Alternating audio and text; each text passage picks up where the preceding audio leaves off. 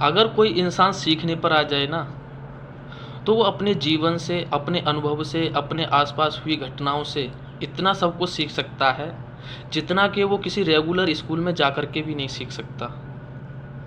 अगर वो उसके आसपास जो भी घटनाएं घटती हैं या उनसे भी वो सीखता है और कुछ दिन में वो उन घटनाओं को लिखना किसी नोटबुक में, डायरी में शुरू करता है, तो उसे महसूस होता है कि इतना सारा कुछ मैंने सीख लिया।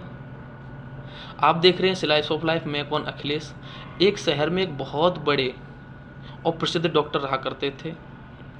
डॉक्टर के पास डॉक्टर प्रसिद्ध थे, जाने माने हुए थे, उनके पास बहुत दूर दूर से पेशेंट आया करते थे और पेशेंट इतने आते थे कि डॉक्टर साहब कभी कभी अपने पेशेंटों की बात या समस्याओं को सुनने में थोड़ा उन्हें परेशानी होती थी। तो डॉक्टर साहब ने एक उपाय निकाला, उन्होंने सारी तरीके की भाषाएं सीखने का मन बना लिया और उन्होंने सारी भाषाएं सीखना शुरू कर दी। क्यों? कि वो अपने पेशेंट की सारी समस्याएं अच्छे से सुन सकें और उनका समाधान बता सकें। डॉक्टर साहब ये कार्य काफ़ी दिन तक करते रहे और उन्हें ज़्यादातर भाषाएं सीख गई, वो आ गईं। लेकिन वो इतना सब कुछ सीखने के बाद एक भाषा उनकी समझ में नहीं आई और वो नहीं सीख पाए। वो थी बंगाली भाषा, जो उनकी समझ में नहीं आई थी।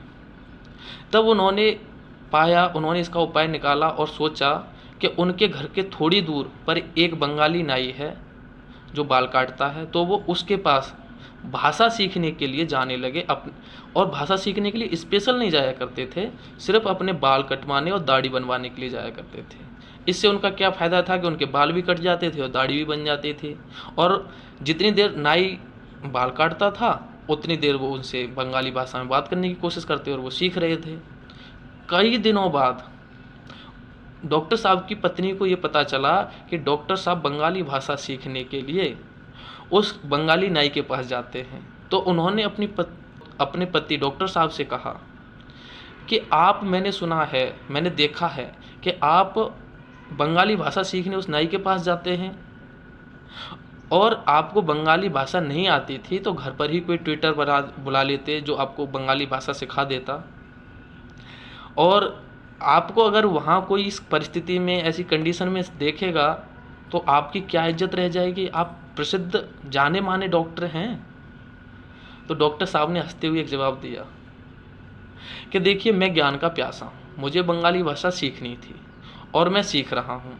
मुझे ये नहीं पता कि मुझे कौन सिखा रहा है, कौन ऊंच है, नीच है, जात, बरादरी, कास्ट, मुझे इस बात से कोई मतलब नहीं है क्या सिखा रहा है। लेकिन मुझे बंगाली भाषा सीखनी है तो इसीलिए मैं वहाँ पे जाता हूँ। इसमें ऊंच नीच भेदभाव वाली तो बात ही नहीं है।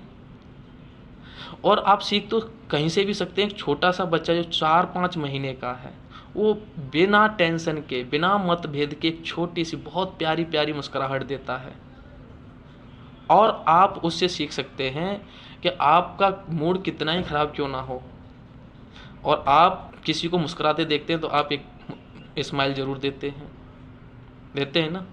और जो आपके चेहरे पे अभी जो स्माइल आई है ना, उसे हमेशा बरकरार रखना, क्योंकि आप हंसते हुए बहुत अच्छे लगते हैं। आपको अगर ये वीडियो पसंद आया हो तो एक लाइक करना ना भूलें। चैनल पर नए आए हैं तो सब्सक्राइब का बटन ज़रूर दबाएं। Thank you and very much.